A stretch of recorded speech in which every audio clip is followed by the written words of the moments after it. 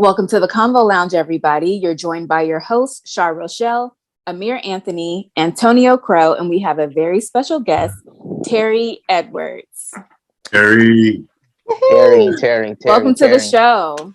Thank y'all for having me. I am super excited to be here. Awesome. So I'm going to open us up with the question of the day because we're going to have a conversation today about life insurance and estate planning. So for everyone, what do you want your legacy to be?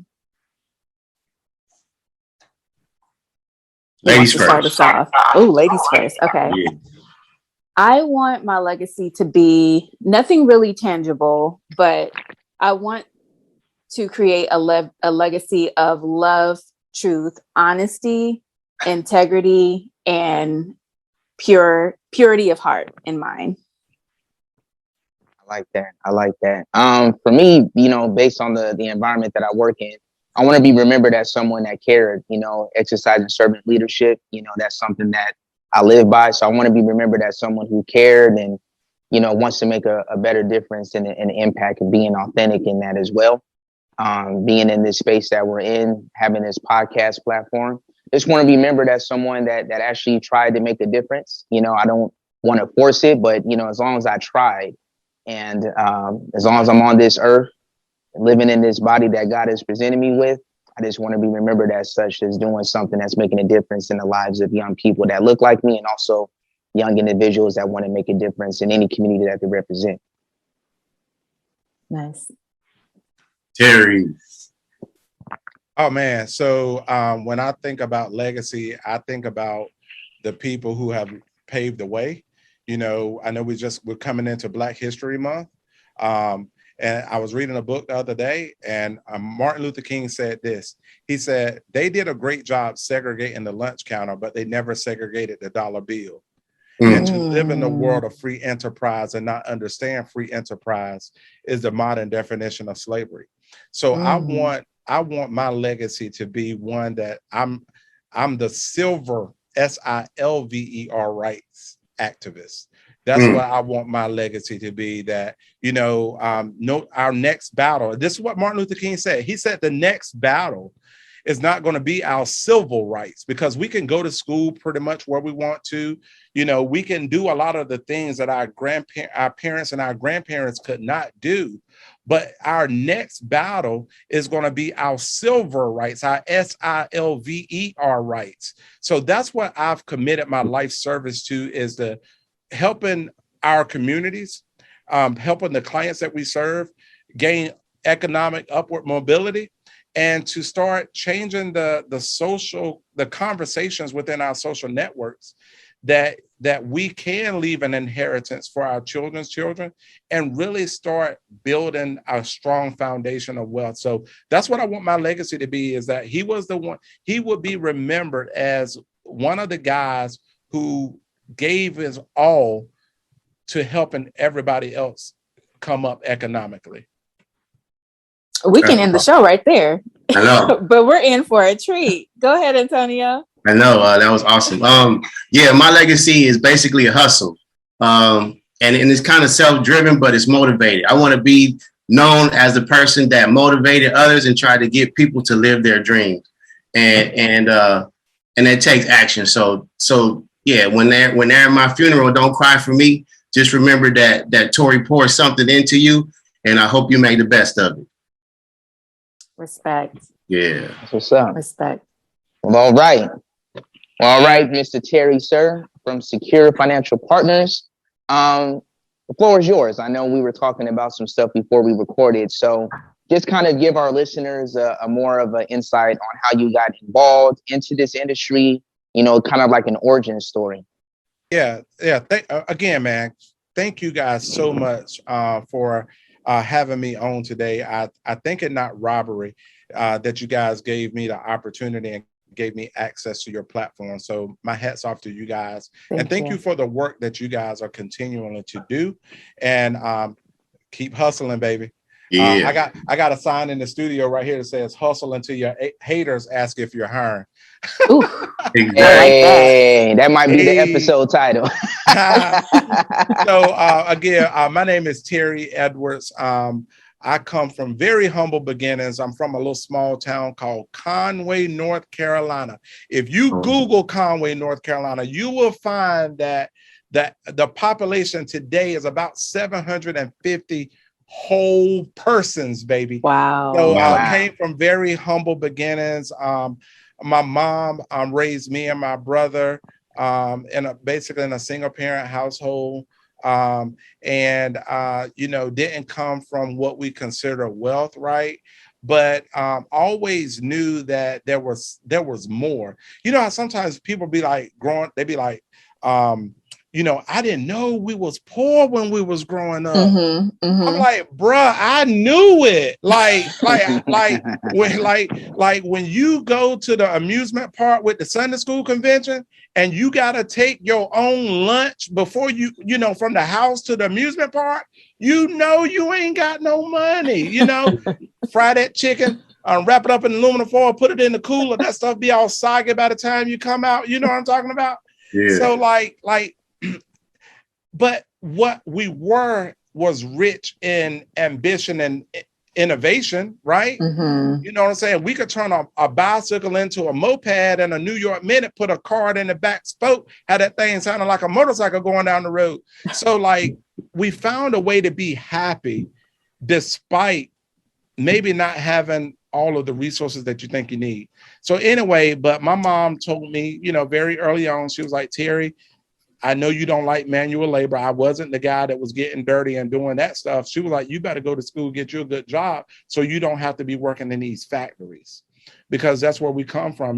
My mom, she worked in a chicken plant. My dad was a correctional officer. He ended up losing his job and became a farmer. So worked very hard, and I'm not against working hard. That's where I get my work ethic from today. To like this morning, it's snowing outside, but I've been in the office all day grinding. Where there are people that make a fraction of the income that I make and they chilling on a Saturday. Mm-hmm. But anyway, it's just that work ethic. So anyway, I went to Elizabeth City State University. And my thought process was, if you want to learn about money, get around it. So I majored in business, and then I got a job working part-time at a credit union. And the crazy part about it was, and working in the credit union world, I started seeing a pattern, y'all. It was like, I don't know if y'all have noticed this or even experienced it, but there are a lot of people that live at different levels of broke.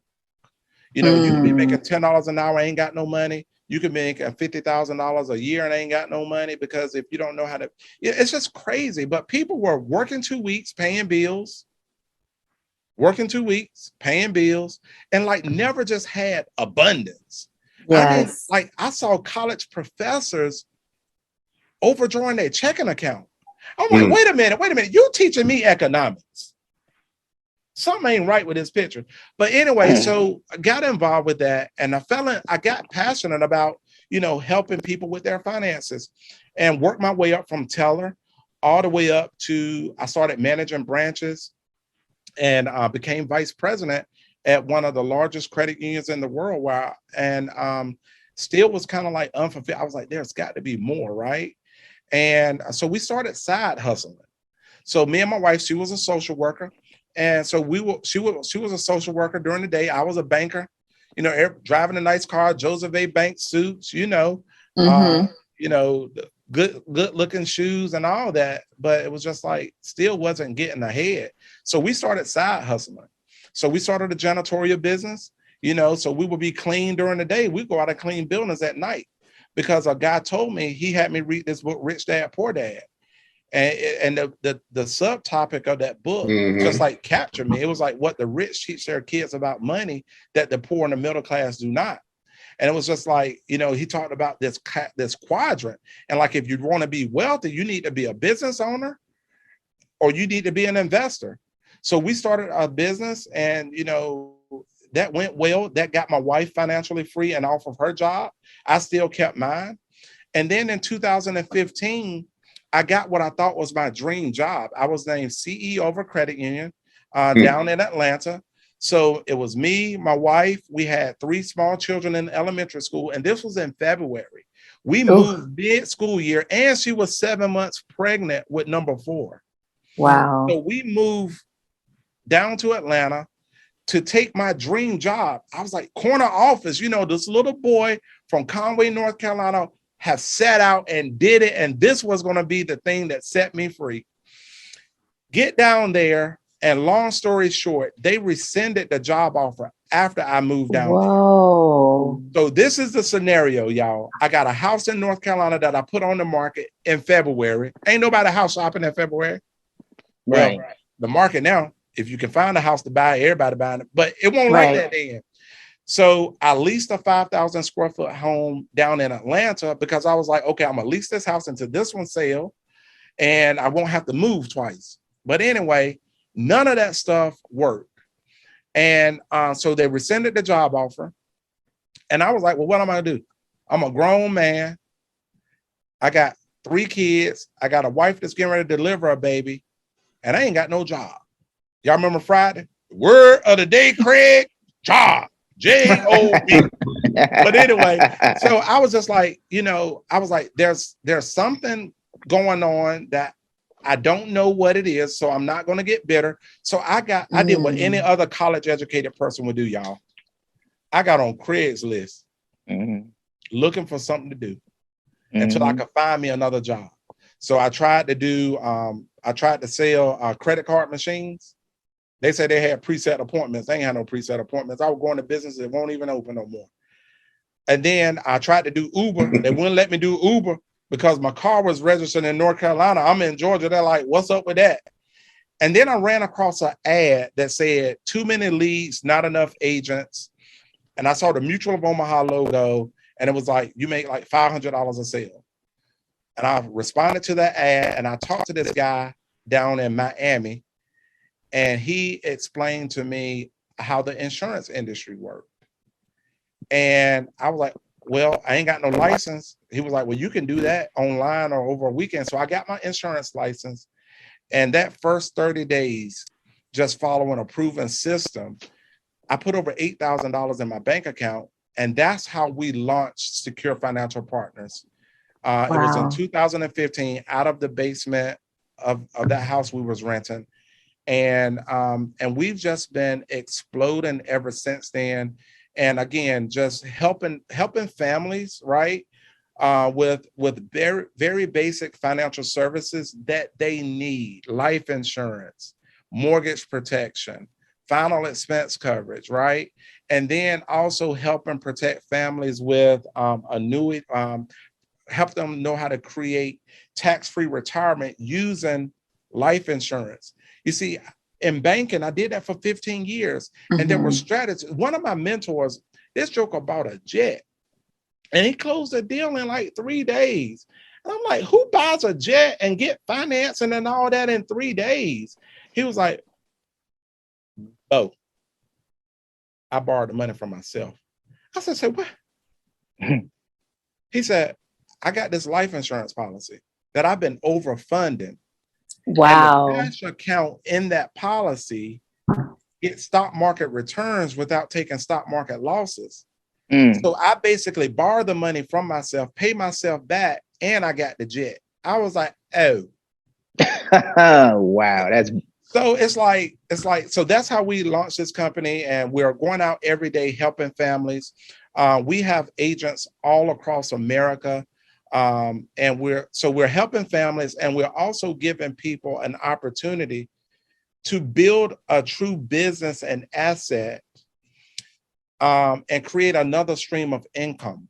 Because if this pandemic didn't teach us anything, it taught me that having multiple streams of income is no longer a luxury, it's a necessity. Yes. So here I have a bunch of part-time agents. They got good corporate jobs. They do this on the side. I got one guy, he do it every other weekend, and he was making $2,000 to $4,000 a month just side hustling, doing financial services. And now we're able to help more people get free from corporate America and go out and do this thing. So I'm just, I can ramble, y'all. So you got to stop. No, you're fine. No, this is all good. That's how we launched the company. And we're just grateful to God, one, that that I didn't go crazy. Yeah. Yes. When I lost my job and I lost a big piece of my identity in that job. And I just thank God that I got busy and I didn't think about what could have went wrong. And I just got busy building my next thing. And over time, that pain went away. And now today, you know, just able to help so many other people get through life and overcome their challenges. So this is just a platform. Insurance is kind of like how I get paid, but I'm in the people business as well. I'm in the protecting families business and then helping entrepreneurs create another stream of income. That's what's up. Yeah. I have a question just to circle back to your story and your testimony when your family relocated to Atlanta. Was there any time that fear set in? And if it did, how did you combat that? Yeah.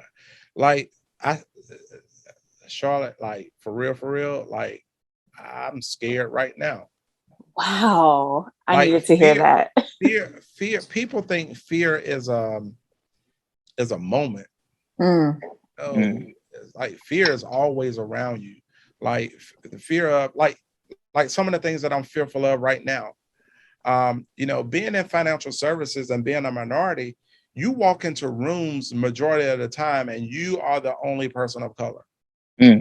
Whether it be from your client's perspective or from other insurance professional or financial services professionals. So are they going to accept me because I don't look like them? Or, you know, what are my clients thinking about me? Because I have clients from all different nationalities, you know what I'm saying? So it's like the fear, another thing that I fear getting to the pearly gates and Jesus introducing me to the person that he created me to be. And I'm looking at that person as if he's a stranger. That's what I fear. Terry, I can't. You dropping gems. You dropping gems. I'm done for the day. I'm done for the day. So right. So I'm fearful. I fear. I got 4 children, right? Yeah. I got 3 teenagers and a 6-year-old. I fear that they're gonna have to look outside of the 4 walls of our home for an example. That's why I work so hard. That's why I grind so hard. I fear that if I die today, that I haven't done everything that I've been put on this earth to do. That's why I grind so hard. Dr. Miles Monroe said this. Dr. Miles Monroe said, the richest place in the world, it's not the oil fields in the Middle East. It's not the skyscrapers down, you know, it's the graveyards, because that's where visions lie unfulfilled. Books that were supposed to be written never wrote. Businesses never launched. That's what I fear. I fear not being everything that I know that's been put in. That's what I fear. That, you know, I fear stuff like that. So it's like you just got to know how to cope with fear. Okay, I like that. So how do I cope with fear? So I look at fear in the face, and I say, fear, I want you to jump in the back seat of my car, because I'm about to show you what a winner looks like. You better. I want to show you what I want to show you. I'm gonna do it in your face, fear. I'm gonna win in spite of what they say. I'm gonna win. That they say they asked Jesus, could anything good come from Nazareth? So I internalize. I internalize that. Can anything good come out of Conway, North Carolina? So I take fear and I tell fear, watch this. I'm gonna put on a show for you, fear. And then what fear does is this right here. Fear never goes away, but it punks out. It starts laying in the floorboard, okay? And then before you know it, it jumps on somebody else. And then I got to get in the car with them and say, hey, fear, don't mess with my buddy. I'm the same guy that kicked your tail last year. During a pandemic, guys, during a pandemic, our business have tripled during this pandemic. While most companies are laying off, people are thinking about just surviving. We have been thriving. So that's how I deal with fear. Yeah, that's a blessing. Thank you. Those are some gems right there. And I just wanted to follow up. you brought up the pandemic. We've all been affected by it, and especially certain communities, marginalized communities of color. Can you speak on the importance of what your company has been able to do? Because you explained how you all been able to flourish as a company, but some of the things that you guys have been able to do to help people all across the country combat the financial woes of the pandemic. And that's a great question, Amir. Amir, right? Yeah. Okay, good deal. So if you look at it, the pandemic, the African American population and just the underserved population have been affected more by the pandemic than the higher socioeconomic group, right? And a big part of it is health.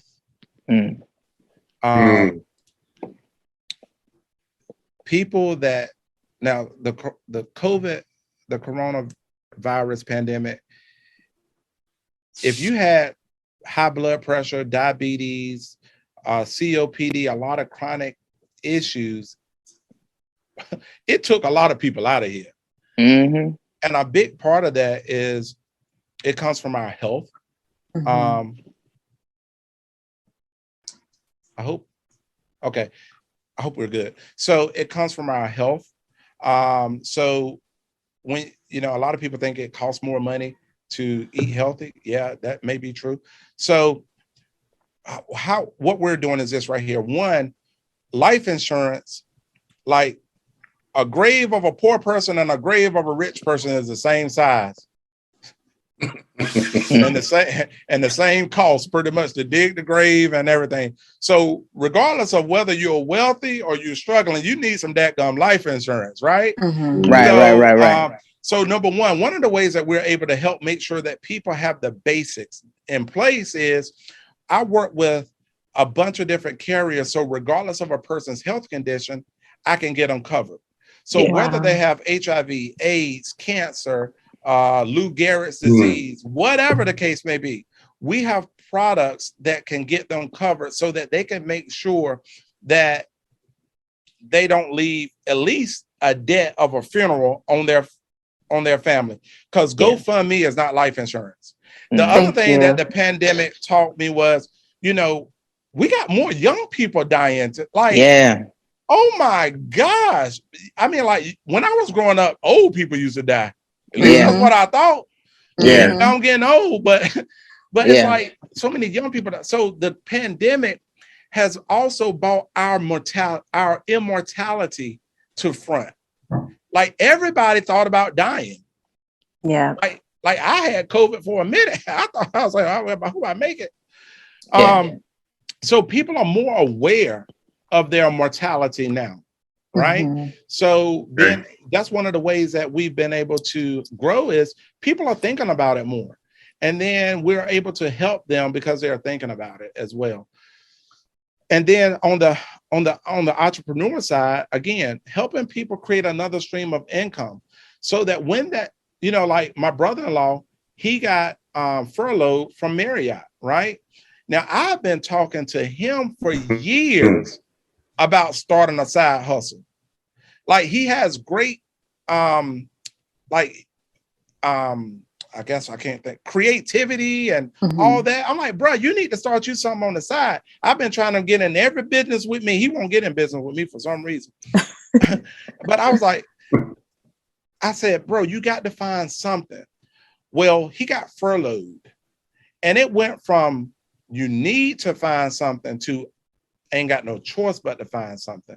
And he created another stream of income. So with this what we're doing here at Secure Financial Partners is giving people another stream of income where they can go out and serve the community with their true need. And we ain't selling lotions, potions, girdles, and teas. Now I'm for all of that. I ain't knocking nobody hustle. Yeah. But the funeral home, they want some coins. Yeah. Before they put that body in that casket. Yes, they do. So getting people out, creating another stream of income, helping people with products that people genuinely need. Right. That's been a blessing. So that's been driving our growth. Thank you. So Terry, Terry, I have a question for you. Usually life insurance is a difficult conversation for families. Either if it's presented as like, oh, you trying to kill me, oh, you insurance conversation. Yeah. Yeah. So it's funny, man. Some people be like, people that ain't got no money hate money. Clearly. Like I told my wife, I got so much life insurance. If I leave here today, you ain't gonna have to get a boyfriend right away. You know what I'm saying? You could give me 3-4 years, Don't judge me. I buy life insurance for my reason. You buy it for yours. Yeah. But at the end of the day, man, it's like, number one, we all gonna die. Mm-hmm. Like, I don't know how to, like, in the way that it looks now, it's like most people that die ain't got life insurance. So at least if you get it, it might help you live longer. Because all these GoFundMe pages we're seeing, but it's just a myth, right? I think at the end of the day, people that say stuff like that, it's like they're wanting to justify their irresponsibility. Mm-hmm. You know what I'm saying?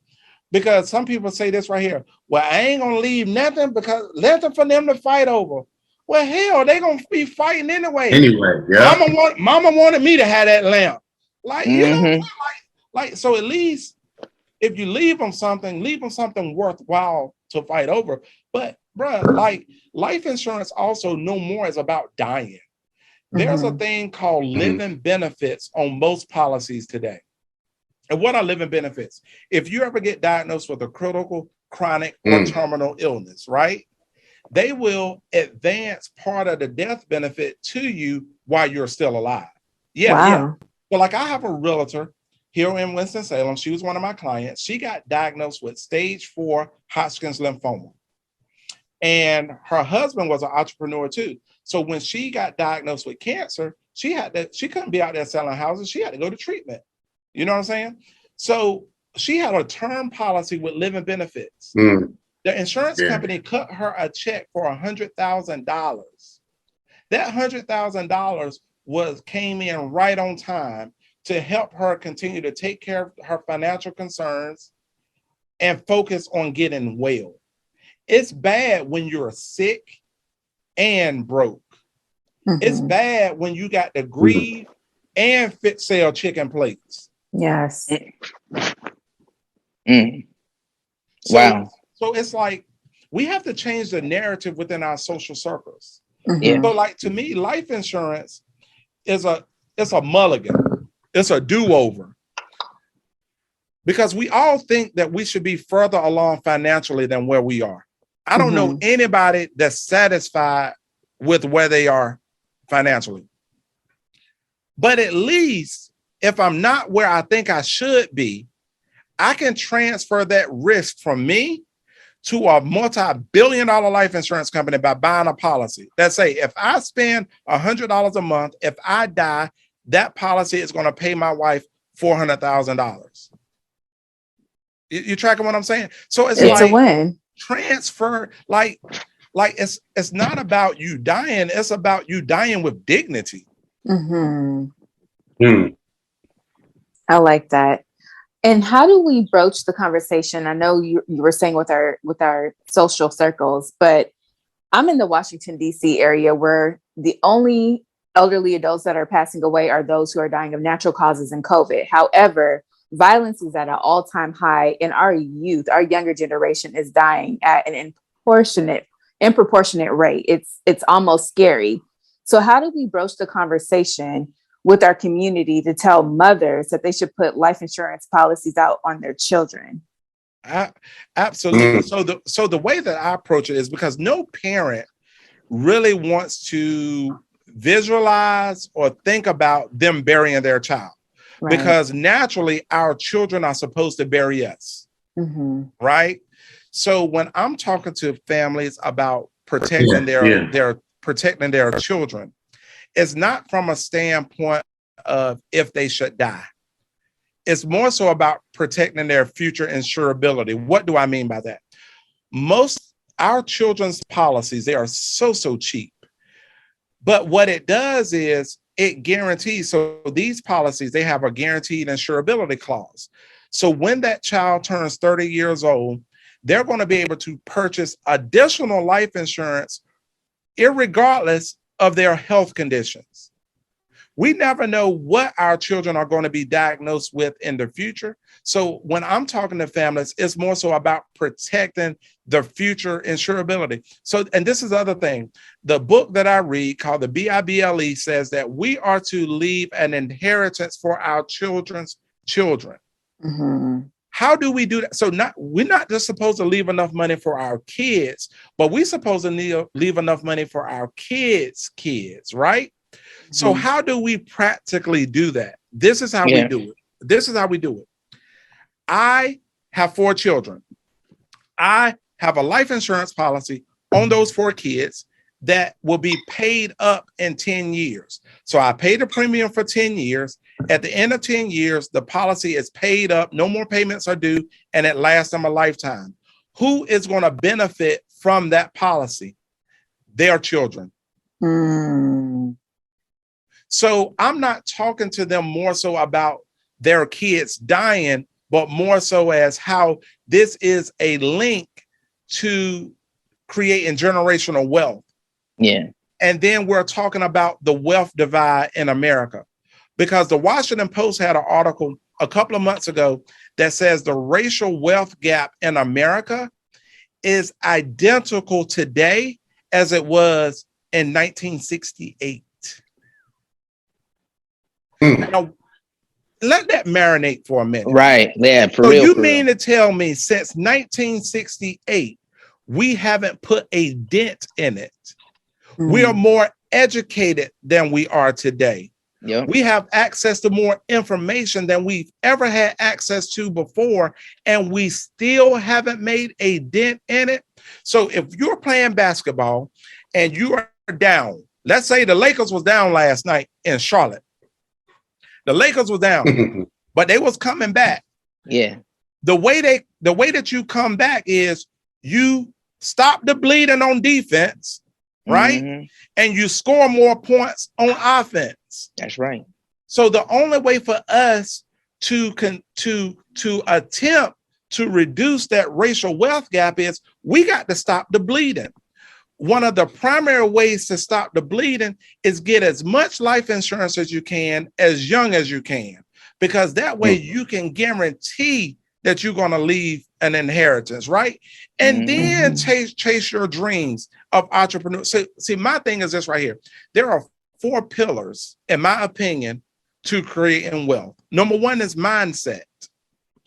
Most people think that the wealthy people got something that they don't have.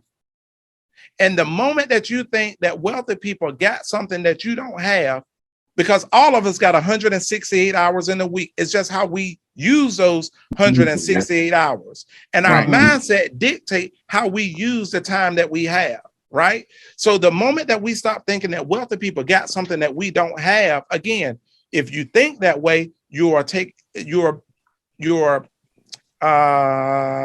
the word? You are trying to justify your irresponsibility. Let's say that. Ooh. It's like procrastination. Hey, Antonio, somebody told me, I was in a conference the other day. They said the definition of procrastination is disobedience in slow motion. Ooh. Ooh. That's right. Absolutely. Absolutely. So number one, your mindset, right? That's right. We got to change our mindset. There's a book called The Wealth Choice by Dennis Kimbrough. The Wealth Choice. Y'all got to read that book. But he says this: the poor keep score by clothes and cars. The middle class keep score by degrees and titles, but the wealthy keep score by bank account. So we got to change our mindset. Number 1. Number 2, we got to get life insurance, y'all. That's guaranteed. Yeah. That's going to leave something. And we got to know how to invest. Number 3, then we talk about home ownership. All right? Because home ownership we've been sold this idea that home ownership is the cornerstone of creating wealth. if you think about it, your home is your biggest expense. Yeah. Often your biggest liability. Mm-hmm. People don't know the difference between an asset and a liability. A liability costs you money. An asset will make your ass set. Mm-hmm. If you build an asset, you can let your ass set and still make money. That's right. Yeah. I like that. Yeah, I'm tracking with you, bro. Mindset, insurance and investing, home ownership, right? And then we can talk about, so it's life and mindset, entrepreneurship, life insurance, and home ownership. Those are the 4 pillars to building wealth.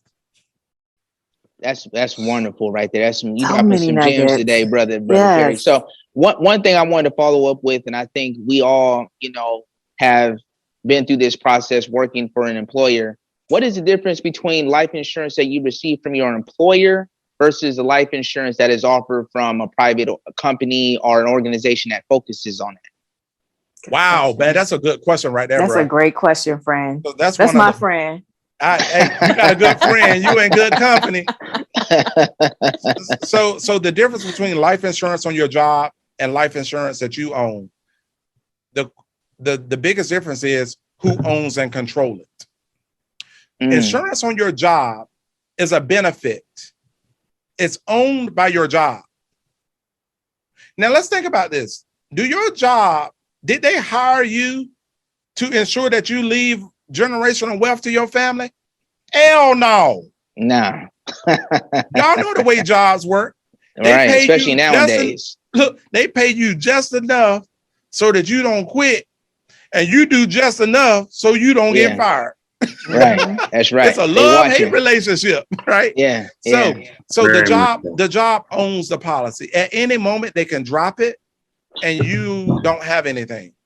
Sears, just a couple of years ago, dropped all the life insurance on all of their retirees. Yeah. Wow. I got a client, 82 years old, retired from Sears and Roebuck, and now they ain't got no life insurance. So you want to own your own even outside of your job. So life insurance on your job, let's consider that gravy, but you should own something that you can control. Yes. And also the ones that you can control have the living benefits. The one on your job is just while you're there. I'm writing that down because I'm about to start, that's real talk. And that's always been a question I've always had. When you go through the benefits, you go through the orientation phase. When you start at a new company, you qualify after, 30, 60, 90 days, depending on your company. And then you're looking at all these different benefit packages. You're like, all right, cool. The default one, whatever the, amount is. And you're like, all right, cool. But I don't plan on being there that long. That's the thing that you have in your head. But you're like, oh, I got some insurance. But what does it actually go towards? You know what I mean? So I've always been curious about that. Like, how does that work versus something that you own? So it's kind of like you're renting your insurance at your organization. You know what I mean? Right. You're renting it, and they can put you out at any time. That's right. That's right. And, that's real talk. And that's why. And the other thing is that's why it's so cheap, because really only about 2% of work policies ever pay out a benefit. Wow. That's why it's so cheap. And if you think about it, if the entrepreneurs have all the money, they're not even securing any policies from any employers. No. Again, they try. A job is not. I'm not against jobs, to be clear. Yeah. But I think you should work to learn and not to earn. See, we get addicted to the job, but we want freedom. But a job and freedom, it's like the job is just to help you survive, not to thrive. So you should work to learn a skill, right? Mm-hmm. And then take that skill, create your side hustle, and create another stream of income. So that way, maybe one day that stream of income will match what you're doing on your job, and then you could be job optional. Right. I like that. I think to your point, as a civil rights activist, is really like on time, but I was born in the 70s. So anything from the 70s and before we were taught to get a job and stay on that job until you retire. So we go to school, like I went to school. My major was business, but it wasn't the silver dollar. It wasn't about silver. It was about running an organization, watching an organization thrive on their terms, right? So now we're in a new 2022 and beyond, and everyone is talking about entrepreneurship, multiple ways of streams of income. And it's like a wave, but yet it's kind of difficult for that mind shift to take place because we are dependent on our 9 to 5. If you've been in a 9 to 5 10 years, because a lot of these kids start jobs now and they quit, like, oh, I'm done because it's not for me. So like I really like this civil rights activist because that's really the mindset that we need to be on, especially if you are 80s baby or beyond, you were disciplined in a different light. You know what I'm saying? It's crazy. For sure. But I was just on a call yesterday, shout out to Travis, with the Curator's Nest.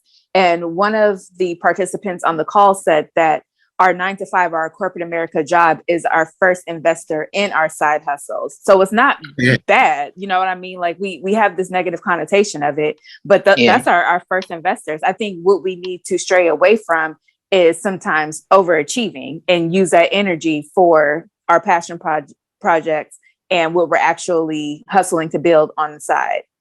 And it's that perceived security. It's that perceived security. Oh yeah. You know, that's all it is. So it's like I tell my son, like my oldest boy, well, both of my boys, they have aspirations to go to the NFL. Nice. I get it, right? I hope that works out. We're gonna invest, we're gonna train like you want to do it, right? But my thing is this right here. Don't let football use you. You use football. Yeah. Don't let that job use you. You use that job, right? Right. So you let that job sustain you, but work just as hard on your side hustle as you do on your job. But the problem is this right here.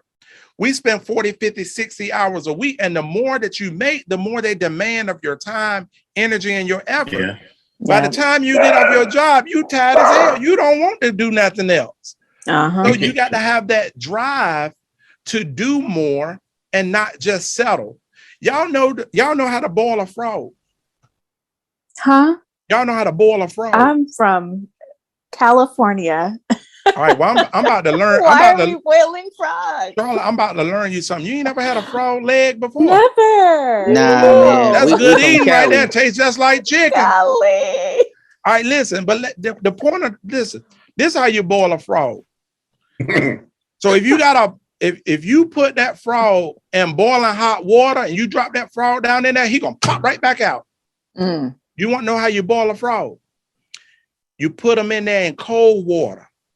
And then you just turn the heat up suddenly, a little bit, a little bit, a little bit, until it start boiling. By the time the water start boiling, he dead. He ain't even realize he was in hot water. Wow. That's what our jobs do to us. Yeah. It sucks the life out of us. Little by little, then all of a sudden, your biggest breakthrough is going to be working your side hustle consistently, little by little, and then all of a sudden you're overnight success. Yeah. Terry, I feel like you should have been a preacher. I really feel like you are preaching louder than we saying amen right now. Well, you can say amen, just don't call me a preacher, because the thing about preachers is this right here. People talk bad about preachers that drive nice cars, live in nice houses and stuff like that. I like to be in the for-profit world. So that way I just work hard. And if you want to talk about my car, at least you ain't saying you can't say I'm taking the church's money. Right. You worked hard for that. But it's crazy. And I say that joke, right? But to be honest with you, the market is going to always reward you and pay you based on the value that you bring to it. So even preachers, these mega preachers, the Joel Osteens of the world and the Stephen Furticks and the TD Jakes, right? Like, I have no problem with them living the lifestyle that they live, because they're bringing value to so many people. And it's impossible to bring value to a lot of people and not be blessed economically. See, we got to stop listening to broke people. Yeah. Broke Say people, that again. People that don't got no money, they hate people with money. Right. Yeah, right. Oh, they stealing it. They take it from the bottom, and no, bro. Like, they are working, they are grinding, writing books, directing movies, Yes. building people. That's the other thing. We got to build people, and people build the business. So many people out here trying to sell stuff. I'm selling me, and that when you go in business with me, your whole lifestyle is going to change. Your pocketbook going to change. Right. The way that you treat your spouse is going to change. The way you parent your children is going to change, because we're building leaders. The world is in a leadership deficit right now. That is true. Well, leaders are supposed to solve problems. So how many people can solve problems in this world? Right. That part. Yeah. We're in search for more leaders, but we're also, I think, with this new generation, because working in the setting that I work in higher education. I work with undergraduate students, and I actually took part in a workshop, and the type of learning style that they have is totally different from the generation before them, which will be our generation, Shar and I. And then you have the generation before us that were born in the 70s and the early 80s or whatnot. But you look at you're making me feel old, bro. But it's important that we have something of value to leave behind. And I think that we've been handed down some really great nuggets, and you're dropping some good nuggets today. But I think it's important to continue to feed that information like you have with your two boys. I mean, let's be honest. The NFL is a lofty goal for a lot of young men that want to play that sport, but it's not guaranteed contracts. And I'm pretty sure you share that with them, right? So it kind of goes back to your point where a lot of brothers that play in that league, and especially the way it is now, they call it the no fun league for a reason, right? So Not it's for this long. not for long, no Not fun. No funds left at the end. That's crazy. Yeah, it is. And you get CTE at the end of it. Yeah. So it's really important that we actually tell this young generation, not so much going to school, but also just investing in your life, investing in what is going to make a difference and something to leave behind. That's why we wanted to open up this show with, what do you want your legacy to be? And I think that's a question you can ask any young person at the lower age of even in elementary school. You can ask them that. I mean, they understand, they can pull it up on an iPad and figure out what the definition of legacy is. But I think it's really important that we actually do that, because life is not guaranteed to extend in the way that we think it to be. So why not invest in your life rather than investing in someone else's? And I'm just going, go ahead, mic drop, friend. Bro, that's crazy. Yeah, that's good, because this is the other thing. Why do so many young people want, like, we've been sold, we've been marketed to, that the only way, especially people that look like us, get ahead and is by going to the NFL, being a rapper or an entertainer, right? It's only so many of those spots available. 1%. The NFL roster, they ain't gonna put but 55 on the roster, right? Yeah. But in business, there's unlimited spots on the roster. That's right. You can be a millionaire and walk down the street and nobody knows you and nobody even cares. I like that. So that's true. But they are attracted to the bling, the cars, the clothes, the Instagram, right? So a little bit of it is we have to get ourselves in a position that we too can possess some of those things. So you almost got to attract bees with honey, right? Mm-hmm. So I don't have to have a fancy car, nice clothes, jewelry, and all of that. But to a certain degree, my kids need to see that I can do it so that they can say, okay, well, my dad ain't selling dope. My dad ain't a rapper. My dad is not an athlete, but he can afford to go buy my mom some red bottoms. And the red bottoms is an insignificant portion of my income. Mm-hmm. Does that make so like people don't value their time. So Yep. if you go out and buy J's every time they release, and I'm not against Jordans, okay? Yeah. But if you make $10 an hour and the shoes cost $200, it costed you 20 hours of your life to go buy those shoes. So are you telling me that 20 hours of your life is equivalent to a pair of shoes? Wow. Build up enough money and residual income so that you can go and buy those things and it not put you in a financial jam. You know what I'm it's like my mentor told me, he said, Terry, you want your money to be like a river. I said, well, tell me more. He said, a river is constantly flowing. And he say, and when you need something, Terry, you just want to be able to dip your bucket in the river and get out what you need. And he said, Terry, have you ever seen a river with a hole in it? I said, He said, because by the time you get your bucket up, the river done flowed and you never even seen where the bucket came from. So create cash flow. Mm-hmm. Credit is cheap, but cash is still king. Yeah. Right. Cash is So king. to your point, I heard a comment on YouTube this week that said, go tell your bank the money in your bank account to bring you some more money. Right. That part. Yeah. And it's true. So I actually have 11 years experience in the financial industry. I was in banking as well. And I worked in affluent areas back home and noticed that my middle class customers were a lot more,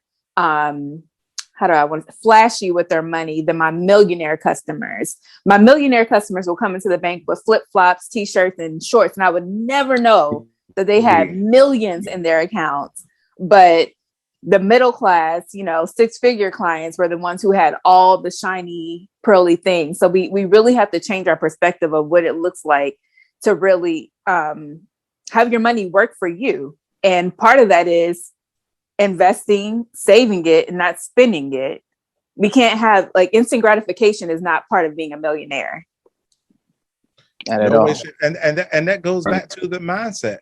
The poor, they wear it and drive it. The middle class, they want to look it because got to keep up with the Joneses. But the wealthy are looking at that bank account. We're trying to run that thing up. Mm-hmm. So when do we start this mindset? When do we start? When you know better, you do better.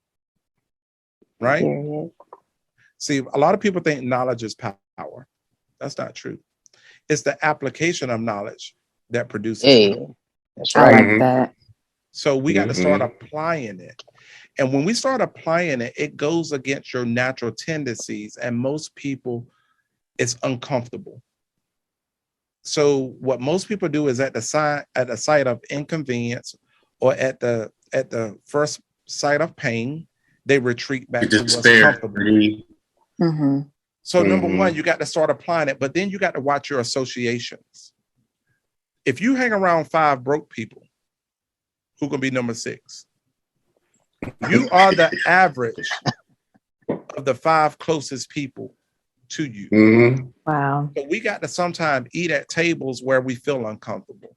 We got to get it. Just like in real estate, you don't want to be the biggest house on your block because all the other houses bring your value down. If you're the smartest person, if you're the richest person in your circle, you got to change your circle.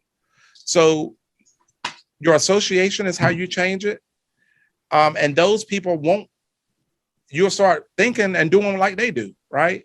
The books you read, like Harry Potter's a good book, but I like Think and Grow Rich. That's helping me get rich, right? That's right. Right. So the books you read, the people you hang around, and the crap you listen to. Yes. Like this music today is subconsciously ruining our next generation.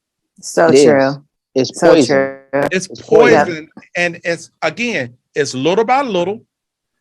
And then all of a sudden, when we're glorifying shaking your tail, BBLs.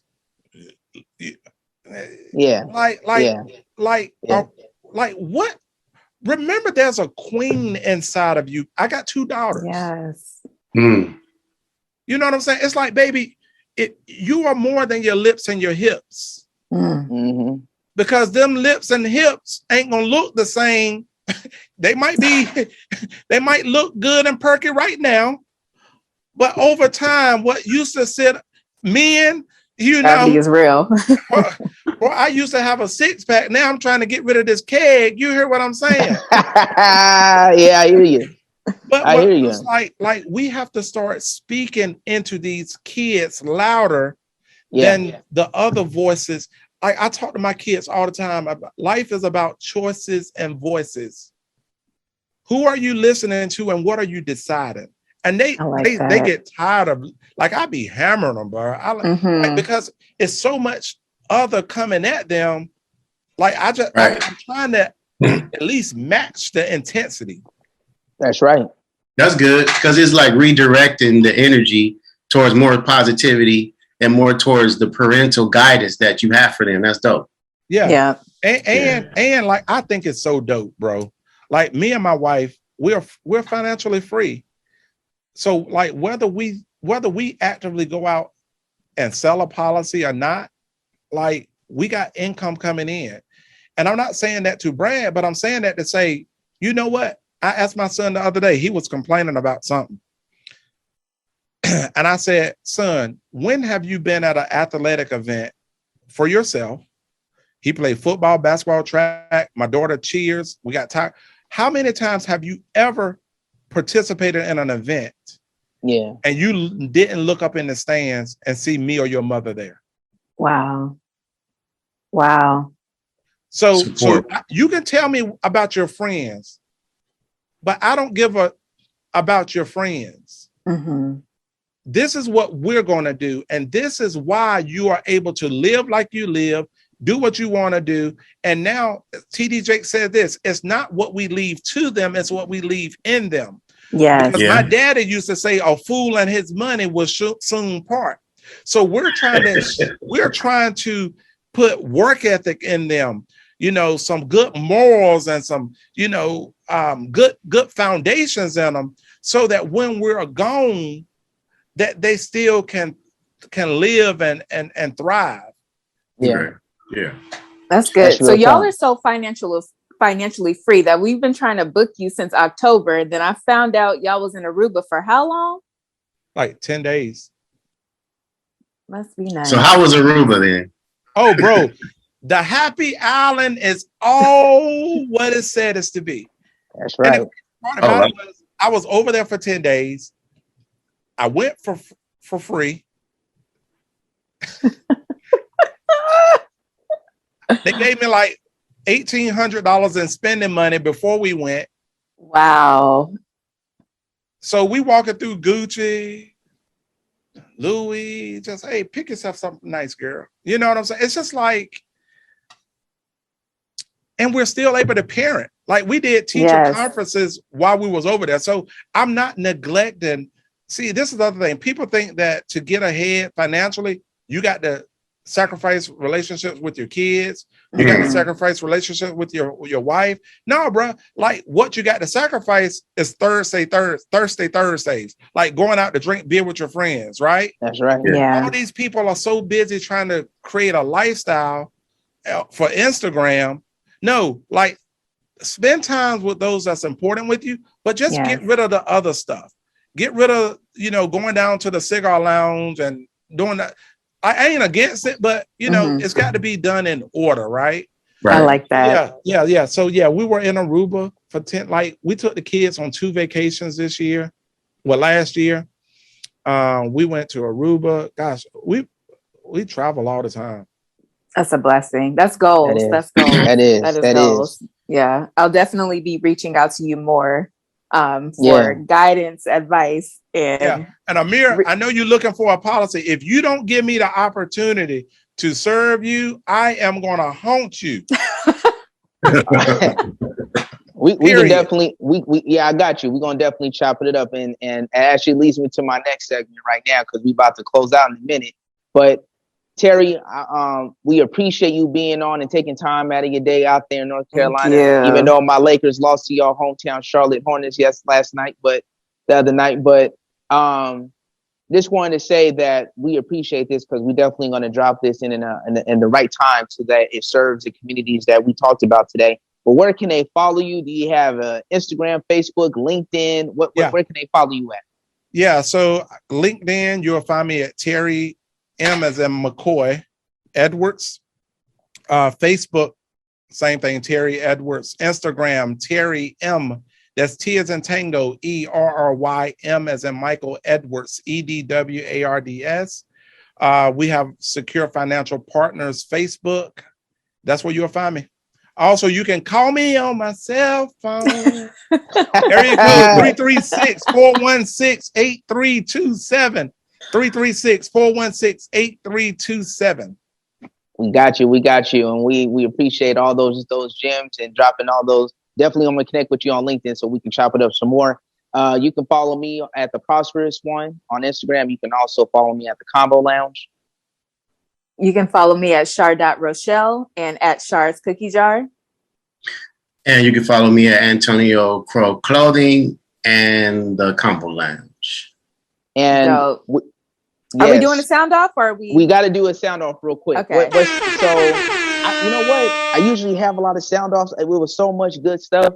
I think for me, my sound off is just listen to this episode, and I hope it serves you well. There was a lot of gems dropped this episode from our brother Terry. So definitely make sure that you connect with him. If you know someone that needs life insurance or this needs to speak to someone that understands the policies and the things that were discussed today and the 4 pillars and a lot of gems that was dropped from this brother today. So that's my sound off. Listen to this episode and I hope it serves you well. Yes, I agree. I'll piggyback off of that and just give you guys a sound off of if you know better, do better. Apply the knowledge that you know. That's right. Unlearn those bad habits and patterns. That's right. All right, my sound off will be this right here. If you didn't come from a trust fund got to come from you. You know what? just write a book. Are you writing a book? If you didn't come from the trust fund can come from you. That's right. Amen to that. That's dope. Are you writing a book? I've co-authored one. Okay. That's dope. I've been thinking about it. I guess I need to probably get a ghostwriter because me just sitting down doing it. Yeah. But I do need to get this message out there. So we're doing some stuff on getting ready to do some stuff on some economic empowerment courses and things of that nature. So we'll be able to take people from poverty to prosperity. That's right. Definitely. I love it. Yeah. So my sound off is civil rights activists. Like you put me on to something right there. How to be more knowledgeable about your coins in addition to your rights. As the coins is what moves us forward in life, right? Because we all have to pay to live. So the more money we make, our lives can change that way too. So I appreciate that. Yes. This is dope. Yes. And Terry, we would love to have you back on again. We know that your company is doing many, many great things that we didn't get to discuss today. So please know that the invitation is always open. Yeah. Feel free to use this as a platform to get your business out there and thriving and growing. We want to add to that for sure. Yeah. Thank you guys so much. This has been so fun. Yes. Thank you. Well, we thank you and shout out to Secure Financial Partners, and we definitely will make sure that you can follow them. We'll drop everything in the show notes so you can connect with Terry and his team. And we appreciate y'all. You can check out more episodes on the Convo Lounge website and archived episodes. Continue to support, spread it out to your tribe, your community, wherever you're at. We hope you're doing well. Peace. Peace.